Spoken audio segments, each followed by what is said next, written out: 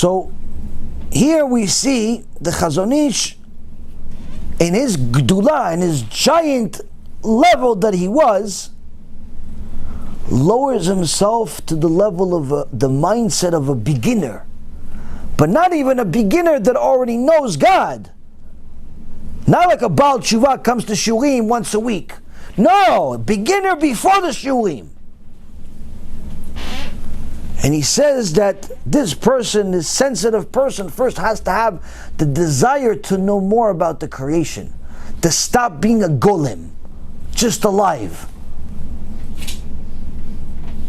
He wants more, he wants to figure out the purpose of everything. The planner saw that man would not be able to wear the crown, get to his full potential without detailed information about the contents of the world. Without this information, the machine known as man would have no life. So the planner, this engineer, considered this and invented an apparatus in which everything in the world would make an impression by way of light. Each object in its own particular way. So this engineer says this person, each person, needs to recognize all of the other things that I've created for him and for her. The stars, the moon, all of the different weather systems, the fruits, the vegetables, the people, the animals, the buildings, the roads, all the different little bugs, and so on and so forth. He has to be able to identify these things. So this creator, this engineer, created an apparatus that will be able to identify these things by using one of the other creations, which is light. And each of the other creations would give its own light, its own features that will be identifiable by way of light. If it was dark here, everything would look the same. You wouldn't be able to see what's in front of you, what's next to you. You wouldn't be able to see whether this is the end of the room or the beginning of the room, whether it's a picture that you're touching or a wall, whether it's a person that you're touching or anything else. So when Hashem brings light, He's allowing us to see the details of the creation. There are forms of light. There are different types of light that are available to our naked eye. There are also lights that are not available to our naked eye, but are still nonetheless available to us through different lenses. X-ray lens and other types of lenses, and there are some types of light that are simply not available to all people, but just to some people that can see different things. Like there are certain people that can see all types of spirits. Most of the time these are not necessarily good ones, but nonetheless they're able to see it. I know a few people that can see these things. I promise you it's not a gift, it's a nightmare. Seeing things that are not of this world is not a fun thing. That I can promise you. But there are certain people that are able to see this. There are also certain people that have taken pictures, that caught these things on camera. Many of these things that are on the internet are fake, but there are some things that are true. There are some things that are real.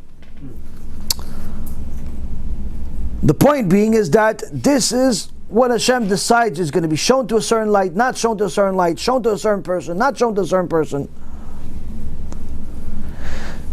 So these two apparatuses were placed by him in the man's face, one on the right and one on the left. We are in the habit of calling these apparatuses eyes, the right eye and the left eye. The wisdom expressed in the eye is endless.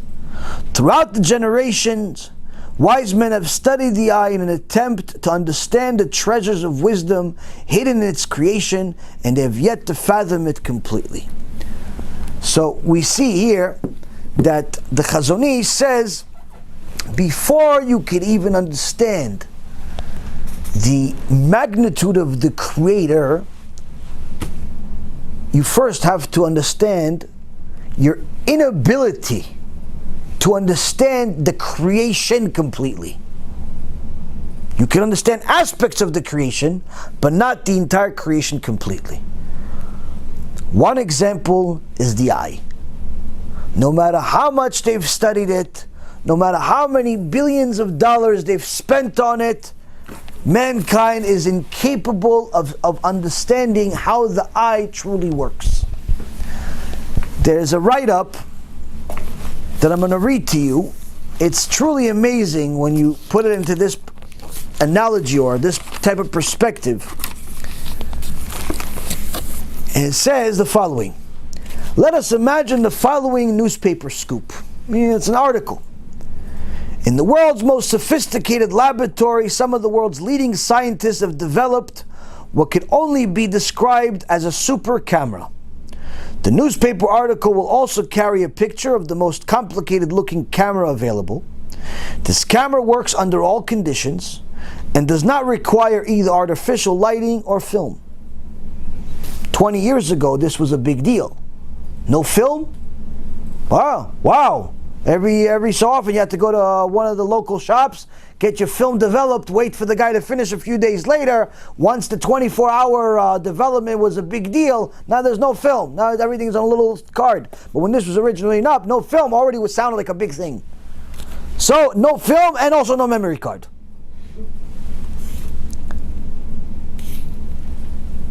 So every picture is automatically relayed to a special computer where it's processed in a fraction of a second without any developing.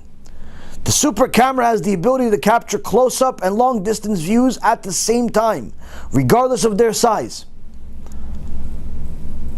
At the center of the camera's lens is an automatic adjustment mechanism which reduces aperture size when the light level is too high and allows only the necessary light to enter. When light level is low, the aperture opens automatically to allow the entry of all available light. The camera lens has an automatic zoom capability operated by a very sophisticated electronic spring mechanism. This still doesn't exist. None of the stuff I'm explaining to you. No camera in the world is going to be able to adjust itself to this extent, because no camera in the world can calculate what you want to see. There are certain cameras that they can program, do this and do that, but that doesn't necessarily mean that you wanted to do this or do that. When a light enters the camera, it triggers 7 million color senses, which automatically balance all the different colors with outstanding accuracy to create the right picture with precise color replication. That means 7 million little chupchikim, 7 little pieces have to come together in this camera. A rocket is the highest level of design that engineers can get to. Like the most sophisticated engineers are rocket scientists.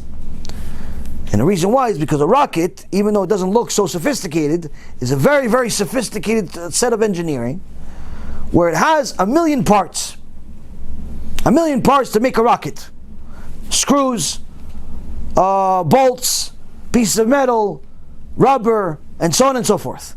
1 million different pieces. Imagine just looking at 1 million pieces and say, there you go, figure this one out.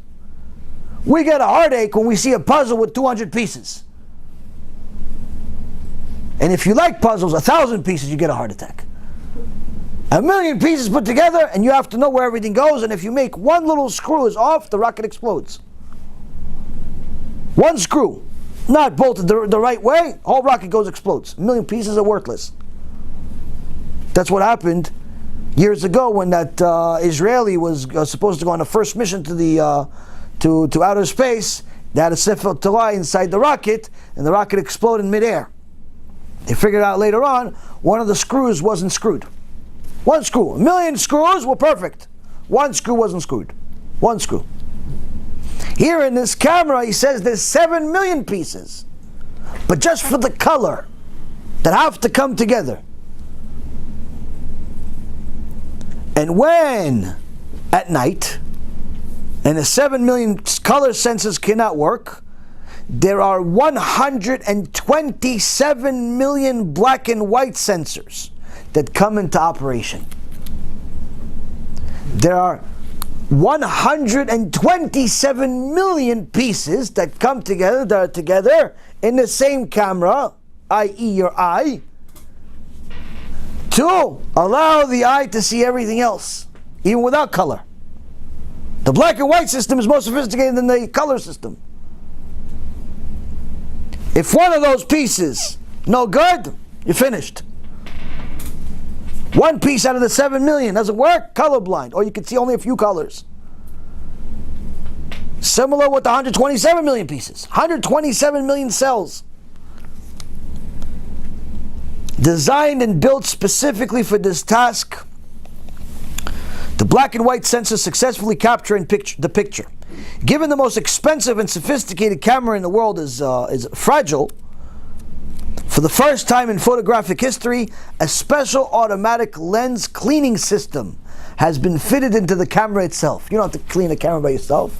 It has the cleaning system in it. This ensures that the pictures are constantly bright and clear. The inner surfaces of two delicate membranes are constantly being washed with a special cleaning solution as they automatically open and close over the lens surface at regular intervals. You have these two little tubes, one on the bottom, one on the top, that have these lubricants that go into this camera to make it work constantly, to make it be able to move. If you want more details, you go to dafyomireview.com. It's by a friend of mine who's a rocket scientist. He's not only a Talmid Chacham, but he's also a physicist and electrical engineer. I've mentioned him in the past. His name is Rabbi Yosef Sebag. And he has something, some write-up on the eye. He actually talks about how the tears that you have are literally capable of destroying all bacteria. They're powerful, but they don't harm the eye, but instead they protect it. So it's like having an atomic bomb or a biochemical that can hurt only the enemy. Unbelievable. And only released at specific times. The membranes clean the lens at very high speed without reducing the quality of pictures taken by the camera. Instead of using a single membrane covering the whole lens, the camera's designer deliberately placed two membranes, one at the bottom and one at the top of the lens. The membranes sweep up and down respectively, meeting in the middle at the extension of their stroke. This allows them to open and close very fast, cleaning the entire lens at very high speed. The specially designed lubrication system ensures that the lens operates with a constant supply of fluid, which also ensures that the lens can move smoothly from side to side at the same time that it's cleaned. Even the tiniest particle of dust or dirt entering the lens environment is removed immediately. The membrane and lubrication system provides the camera with the ability to work in all weathers, even during a sandstorm. The membranes automatically close to any necessary position and can seal the lens hermetically if required. Ever wonder how amazing it is when, if you're, let's say for example, running and some bug flies in your eye, but somehow your eye closed right at the right time? How did it know? You didn't even see the bug until it was already in your eye, but you saw it and it's right in the right last minute, you caught it with your eyelids. How? That's how sophisticated it is. If large quantities of dirt enter the system, they are detected by the lubrication system sensors without any specific human intervention. They pump in more lubrication fluid which completely washes away the dirt, leaving the lens as clean and clear as before. One of the most impressive achievements of this super camera is its ability to take three-dimensional photographs. This advanced capability is achieved by combining two independent filming systems, each of which has all the capabilities of the system already described. The special computer used to process the pictures receives the images from both the lenses within a fraction of a second. Designated software processes the pictures and combines them together into a single three-dimensional picture within milliseconds.